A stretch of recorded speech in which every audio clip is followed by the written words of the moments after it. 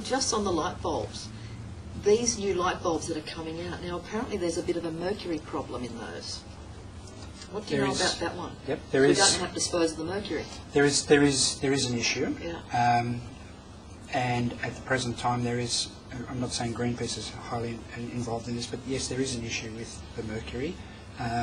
However, it is an issue which is capable of being solved through recycling in the proper manner, and it is not to diminish its importance, but it's a relatively small issue compared to climate change. Yeah. You were talking about is can the alternatives of wind power and solar power be competitive on cost? Coal-fired or fossil fuel-fired energy has a huge cost. Some of it's actually in your power bill, but if we see sea level rise, which we're seeing at the moment, 51 centimetres was the International Panel on Climate Change estimate, but already we're seeing much faster melting of Arctic ice and much faster melting of glaciers. So if sea level rise is greater, and there are many scientists, including from NASA, who argue that the IPCC has dramatically underestimated sea level rise. Okay, I just want IPCC. Yeah, what's that? Sorry, International Panel on Climate Change. Okay.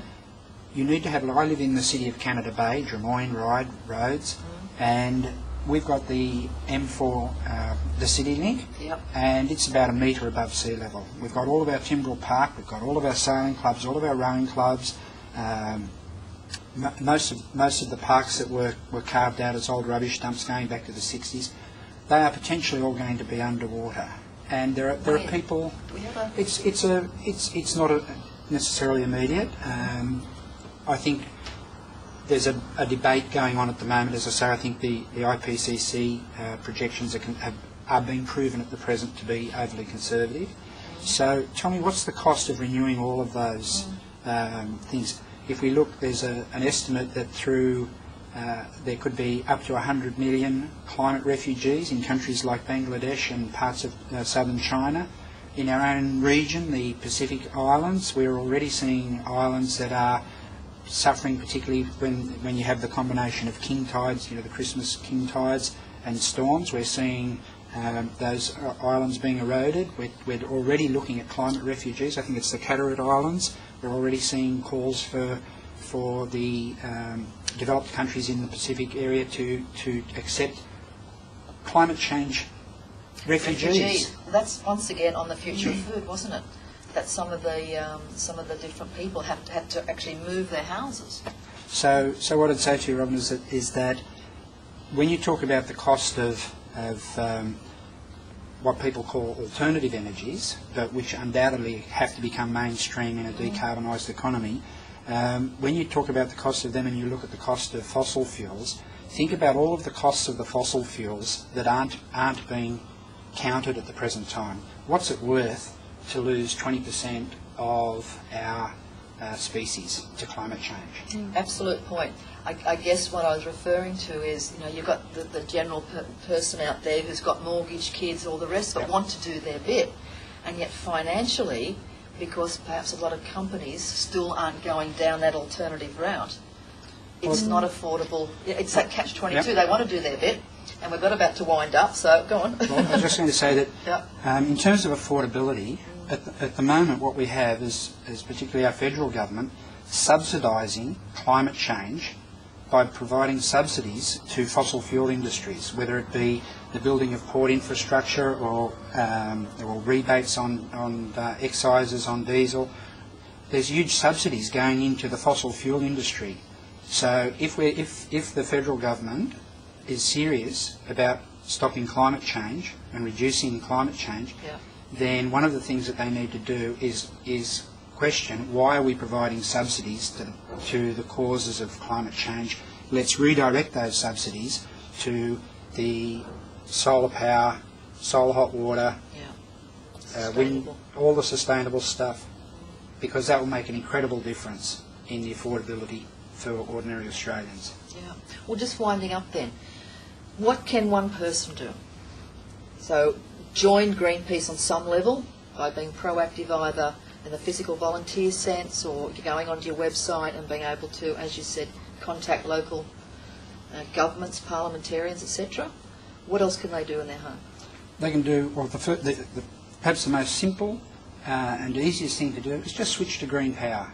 It costs you about the price of 2 cappuccinos a week for an ordinary house, or a DVD, new release DVD rental. When you say green power, you mean? Accredited green power. Most of the major energy companies have what's called an accredited green power product. So whether it might be a combination of wind power or solar power, and they're readily available. Okay. And I've signed up. I signed up for 100% renewable energy power. And that's the first thing that you can do. And it's really simple, it's really easy, and it's really quite inexpensive, relatively inexpensive.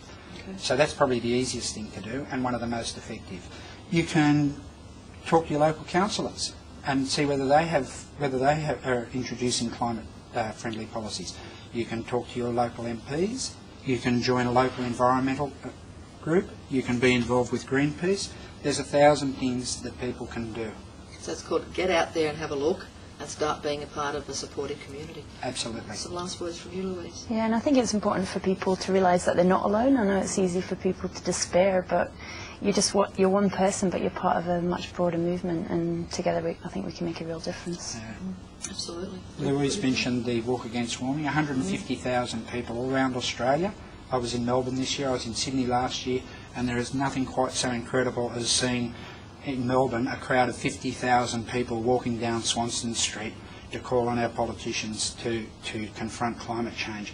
And those 50,000 people, they were such a mix. There were families, there were grandparents with their grandkids, there were young radicals, there were middle-aged people, all walks of life. And we're all there together. And I think that, as you said, don't worry about despair. Draw your strength from this incredible movement. Yeah. I mean, it is the spaceship Earth, isn't it? That's right. We've got to go. Thank you both so much for being on with us today and just providing this amazing information. Yeah, thanks for having us. Yeah, it's been a real pleasure, Robyn. Yeah, thank you. And the website, www.conversationswithrobyn.com. If you go into guests and topics, you'll see some information there on Greenpeace. You'll also find a link to their website, and absolutely strongly encourage you on some level to become involved. Until next time, take care. Thank you. Thanks, Robyn. Thanks, Robyn.